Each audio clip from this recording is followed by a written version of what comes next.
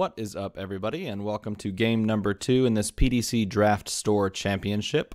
I am currently 1-0, and my opponent is also 1-0. His name is Alan, and he has elected for himself to go second, so I am going first. I roll up my dice. I get 3 energy of various types. Going to pay that question mark to equal up a fist, and going to pick up a Hellhound. This is my first time playing with my opponent, Alan. Seems like a really cool guy. He came up from Austin, and his local game store is the Dragon's Lair down in Austin, which is, if you know anything about competitive Dice Masters, there are some great Dice Masters players coming out of that store, if you will.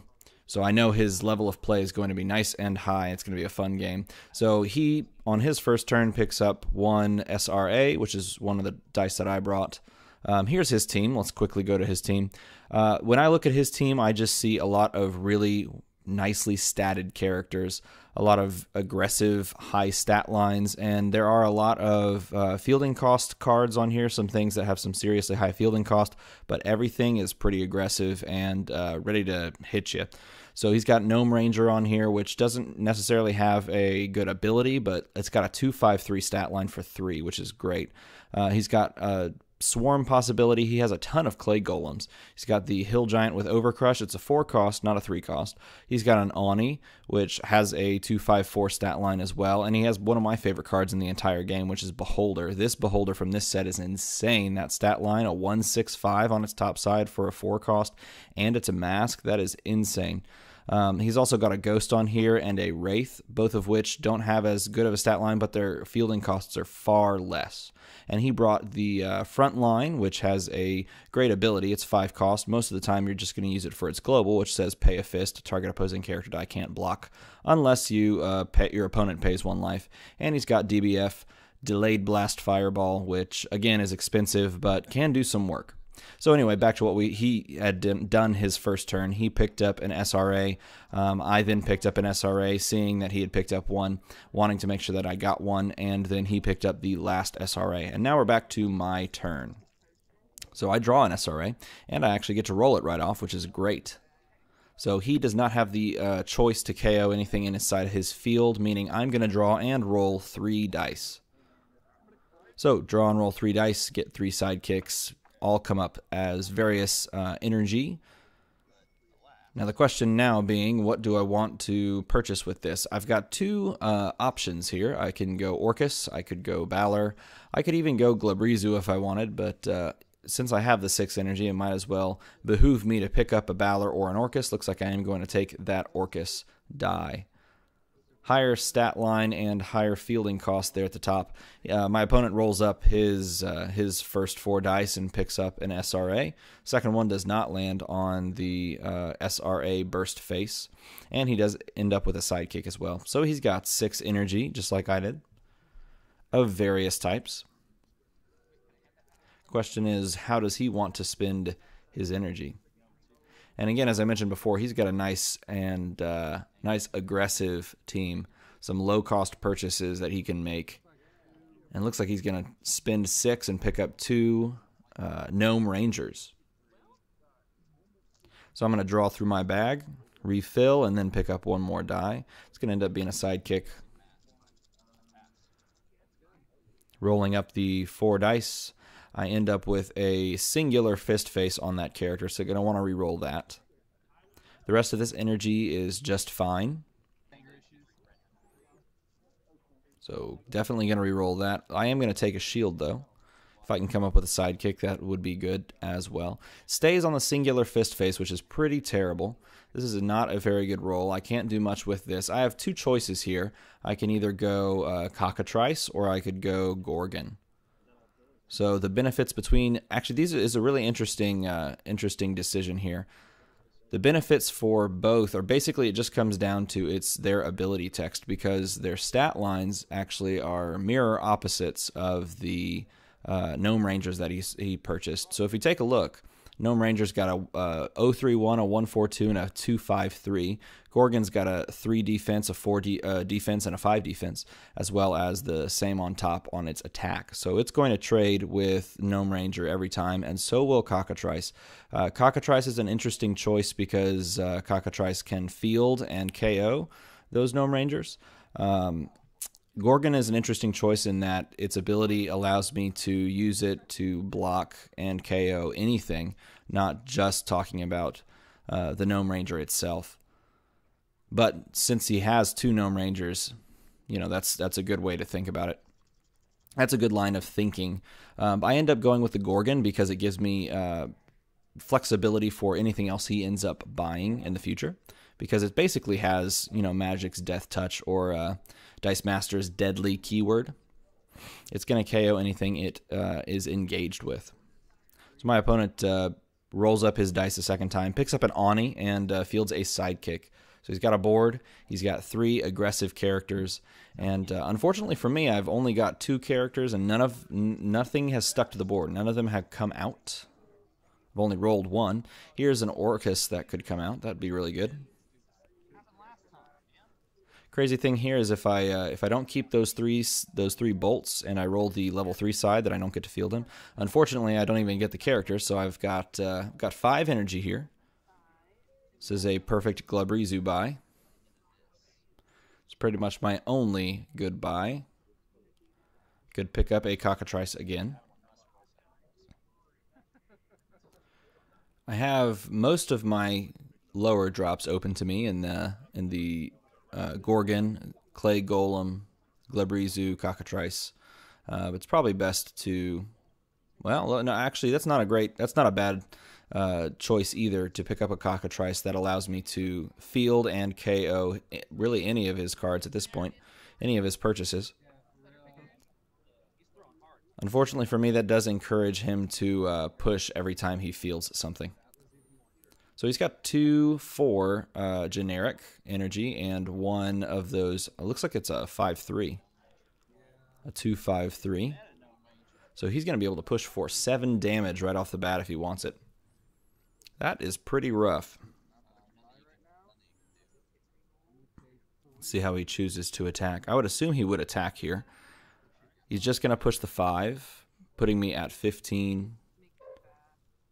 And sending it over to my turn. That Singular Fist in my reserve pool is going to move over to my used pile, and I'm going to draw my 4. Gonna have to refill here. Don't want to forget the good Hellhound die there. And here is where I really need some characters to start coming out. I've gone 4 or 5 turns without anything hitting the field. At least I have a sidekick here, and I know I'm going to be able to activate an SRA. Still want to prioritize rolling characters here, though, so going to re-roll that Gorgon. It does not come up, but it does at least stay on its double bolt side. He's going to KO one of his sidekicks to keep me from rolling 3, and instead I roll 2. And wow, that is a poor roll. I needed basically any other energy. 2 energy to come up, and I could have purchased Glabrezu or Clay Golem. Instead, I roll 2 sidekicks right out of the bag, meaning that the 3 energy that I had already rolled ended up being wasted. The upside to this, though, is that I do have characters on the field, so I can block his attacks from now on, at least for the time being. So he's going to field one of those Gnome Rangers, and it looks like he's not going to apply the pressure. Oh, there he is. He's attacking. So I'll block, and does a little weird thing. So I'll block and then take the 1. So moving to 14, and that prep is, it's going to cycle down into prep. That die is going to cycle, allowing me to roll it. And here we go. This would be a great time for some characters. Oh no. Well, it looks like Orcus came up, but the Hellhound did not. And a sidekick at the very least. A sidekick kind of comes right back. Used it to block, and then it just cycles right back around. Re-rolling the sidekick and the Hellhound. Looks like Hellhound did come up here. So here's a misplay. I should field the Hellhound first, then I would have to only pay 1 to field the Orcus, I believe. Actually, no, he does not count as a fiend. That particular card does not say count as a fiend, so the order did not matter there. So he rolls an SRA, going to KO my sidekick to prevent him from drawing and rolling 3. He rolls up an Ani. Ani's got a cool ability in that it allows him to KO an NPC, or in this case, because it's Dice Masters, a sidekick die. It's called an NPC die in the D&D versions of Dice Masters, but NPC equals sidekick. So he can, when he fields that, it doesn't KO it. I guess it only deals it 1, but unless you're running a flying sidekick team, that's going to KO your sidekick every time you field an Ani. So I move that over. And unfortunately for him, and this is the downside of running a team that has a lot of high cost, not purchase cost, but fielding cost characters, he can't actually field all of his characters that he ended up rolling with. He's going to pay a fist here using the global that he brought on the front line, saying that my Hellhound cannot block this turn unless I pay a life. So instead, and he's only going to attack with 1 thing. So clearly he wants his Ani to cycle there. I'd actually like to see it go the other way, because if he forces my Orcus to pay the life to block, then I have to decide, do I want to pay 1 life and block with Orcus, or do I want to allow my Hellhound to KO and then allow his Gnome Ranger to up in experience to get a +1/+1 buff. I definitely don't want that, so I would probably have to take the 1 damage. So that's a great way of getting 1 damage in where you otherwise would just cycle a character. So drawing and rolling, I've got a Gorgon that's come up. Really love that Cockatrice to come up, because then I just slam that down and cycle his Gnome Ranger.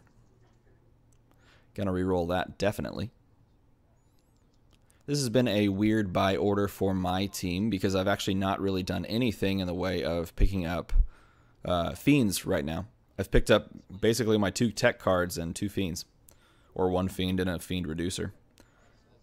Been a really strange buy order, but it's just been some unfortunate rolls that have forced me down this path. Gonna pay to field that Gorgon, and that Gorgon does provide a little bit of reprieve, further reprieve from his characters attacking, because I can ensure the KO on anything that I want to KO. Paying for the Glabrizu, and paying for an Orcus there. Luckily, I can pay 2 for the Glabrizu, 1 mask, and 1 other energy because of the 3 discount that is on the field currently. And I only have to pay 3 for the Balor. So super cool in the cost reduction department. Here's an interesting conundrum. Do I allow him 3 or 2?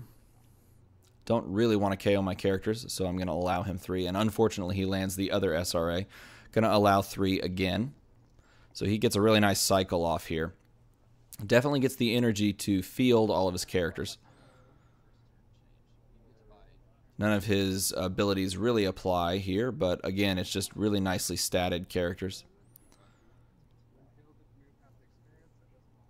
So fielding, fielding, fielding. Paying the 3 to do so. He paid in an interesting way. I would have probably paid with the bolt and the mask there instead of those 2 fists, because then you could use those 2 fists to basically say all my characters must or cannot block unless I pay a life for each. As of this moment, he can only do that once rather than 3 times. So he's pushing with 4 out of 5 characters. Not going to push with a sidekick. It looks like he's not going... Oh, he is going to apply that fist to Orcus. So definitely going to want to take that 1 damage, allowing me the ability to decide this blocking, attacking situation. So dropping to 13 in order to do that, at which point I ask him why not pay with those 2 fists. I think that was just an error. I don't see what else you would do with a mask and a bolt at this point in your turn, or even on the opponent's turn. So blocking his 2 largest, which end up being those Gnome Rangers. It's a great card. I totally recommend if you have a draft planned for this second D&D set, I would be looking for that card. It's got a great stat line. Some of the abilities on that card are lackluster, but again, it's really not for the abilities. You get that 3 cost, and it's a 5 attack, and that's great. So the decision here is if I KO those two, do I also block with Hellhound and allow that to get KO'd? If those two are off the field, those two Gnome Rangers are off the field whenever that Hellhound blocks and gets KO'd, they won't get experience, which is good for me, and would therefore mean I should block with that Hellhound, even though it's going to get KO'd. So all 3 of his KO, my Orcus comes back, those 2 KO, and I take the, I think it's 3 damage coming from the Ghost. Really pretty die there, but it makes it really hard to see when it's translucent like that. It reminds me of the UXM Angel dice. All right, drawing and rolling on my turn. Oh, that is not good to see. Well, actually, that's not too bad. The Hellhound did actually come up. At first, I thought it didn't. Going to re-roll the Gorgon. I want my blockers back. Especially looking at what he's going to be rolling next turn. He's already going to be rolling those 3 characters, in addition to whatever else he may roll out or pull out of the bag. And rolling up the 2 bolt changes to a 1 bolt. And I don't land the SRA, so I've got a lot of energy, but don't have a lot of options when it comes to blockers. So I've really got to hope for not a lot of characters next turn. He's got me at 10 as well, so he's within striking distance, which is dangerous for me. So the question is, what do I buy? And I have the nice little 3 cost reduction combo on Fiends. Unfortunately for me, I can't pick up a Balor because I don't have a Fist. So going to pay the 2 for another Glabrizu. And I've got 3 energy here that looks like it's probably just going to sit and burn because I can't do anything with those. That's the danger of only having 1 Hellhound. In draft, one of the things to be aware of, one of the many things to be, there's a ton of things to think about in draft, but in draft, one of the things to be aware of is what cards are in the starter set, because those cards are much less likely to drop. They're only a common variant, and you're only going to see those, much less. Wow, look at this roll. So he's got 4 characters, but again, he's got that situation where he's only got 3 energy, and several of those are on the 1 fielding cost side or the 2 fielding cost side, I believe. You know, in fact, the interesting thing is I think this would probably be lethal if, well, maybe not, if that Ani die isn't on a 5 cost or 5 attack side. Looks like the 3 Gnome Rangers are all on the 5 attack side. But it might have been interesting if that was, if he had presented lethal but couldn't field at all there. So let's see what he's going to do here. Wow, a full push. So that is very interesting choice. And again, if a Gnome Ranger stays in the field and my Hellhound gets KO'd, then all those Gnome Ranger dice are going to get, really the card gets buffed. +1/+1. So blocking, how do I avoid taking lethal damage here? It's not looking good. So it looks like we have a 1-4-2, not a 1-5-2 or a 1-5-3 on the Gnome Ranger that is in the second from the top. So it looks like I do still live here if I block 2 Gnome Rangers. I could also block 1 Gnome Ranger and 1 Sidekick, leaving my Hellhound alive if I block the Sidekick with the Hellhound. That's going to drop me dangerously low. So the question is, do I do it that way and drop dangerously low, or do I kind of keep half of my health? Looks like I'm going to block thusly, keeping my Hellhound alive, keeping my Orcus alive, taking 7 damage. dropping down to 3. Luckily for me, though, that does leave his board wide open. It would be amazing if I could land some crazy OTK here. I'd need to roll some crazy things, though. I have a Balor die, and then I'd have to pull a couple more characters and roll those characters on their highest side, though. Not looking like that's going to be a possibility, especially with the one pull being a sidekick right out of the bag. I do pull a Balor die. Maybe with some Haymaker magic, this could work. Balor does come up. He comes up on his 6/6 side, and I can field him with the Bolt, keeping the 2 question marks for fists for Haymaker. Haymaker gives +1/+1 on the, or so just +1 attack if you pay a fist. The global does. Rerolling those 2 comes up bolts. I should have kept the question mark. Guess I was looking for sidekicks for blocking. Gonna trigger that Balor ability that allows me to, basically it's a gate ability that allows me to roll another fiend die from my card and place it in prep if it comes up as a character face. And it did, so that is very nice. I'm gonna roll another Balor next turn. So I cannot attack. I don't think I can push any damage here because I know he's got at least 1 Gnome Ranger and he's got a couple more characters. He's got 2 SRAs in the bag, so there's a huge chance for cycle here. I think I just need to cut my losses, keep my board state as it is, and end my turn. Looks like that's what I'm going to do. So he draws 4, pulls both SRAs. Wow, one of them comes up. He lands his Gnome Ranger. He's going to roll the other 2. Does not land the second SRA, but he is going to draw and roll 3 because there's no way I can KO a character.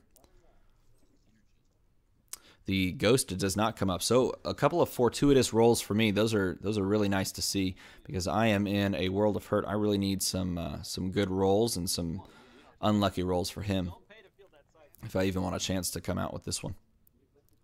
So he pays a mask to field, spinning down that 2 mask side on the Ghost. Fields a sidekick as well. I don't think he's in the position to attack. Let's see if he chooses to buy, what he chooses to buy. He's got so much energy. It's almost a foregone conclusion. He picks up a Beholder die, and then he's just going to pass the turn. So my energy burns, and I'm going to draw and roll for adding that Balor die, so I will draw and roll 5. Ooh, this is a really big turn here. Balor plus Glabrezu plus Gorgon. Gorgon and Balor come up too. As of right now, though, I don't really have the energy to pay. Well, actually, that's not true because the Hellhound discounts for 1 the fielding cost. And it looks like that Balor's on its 1 fielding cost. So right now, I field everything for free. Doesn't look like I quite have lethal here. It looks like it's a 1, maybe it's an 0-3-3 on the Gorgon. Ah, and the, wow, a Glabrezu comes up too. This is turning out to be great. It's on its 2-5-6 side, so I only have to pay 1 to field, and I pay 0 to field on that 0-6-6. Technically, it's a 1-6-6, and I field a Gorgon for free on its 3-3 side, so I've got a ton of damage. Assuming he blocks the largest 2, which looks like it's a 6-6 and whatever that Orcus is, I don't have enough here to kill still.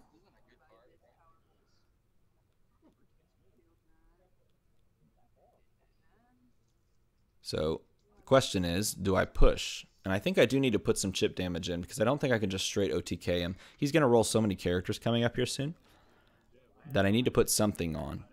Or at least KO some of his characters. Because if those don't come back, then he's dead in the water because now I have a board here. Luckily for me, I don't see any way of him dealing direct damage. So I probably could just wall up, but then again, this is a tournament with a time limit. And we're getting pretty close to approaching those final turns. So I do need to be able to do some sort of damage.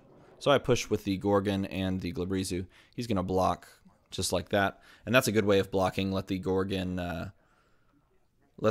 block the, or let the sidekick block the Gorgon because whatever it engages with anyway is going to get KO'd. Take out the higher attack dude with your higher attack dude.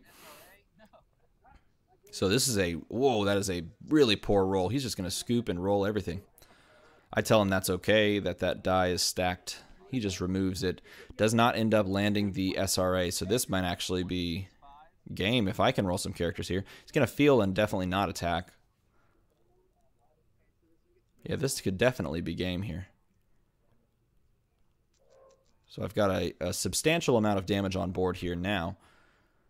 And if I could even just roll that Cockatrice and field that Cockatrice, that KOs the, and there's the Cockatrice. Yeah, that's pretty much game. So I am able to come back in this game. All I have to do here is field the Cockatrice, KO his Gnome Ranger with that, and I should have more than enough damage here, even to go to 20. Should be more than enough damage.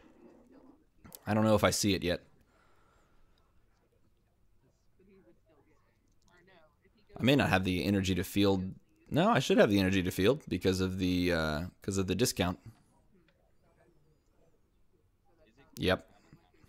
So gonna put out those Glabrizus, field that Cockatrice. That's gonna KO there, and then yeah, he can only block one largest one, and I'm able to push there for lethal, so he concedes.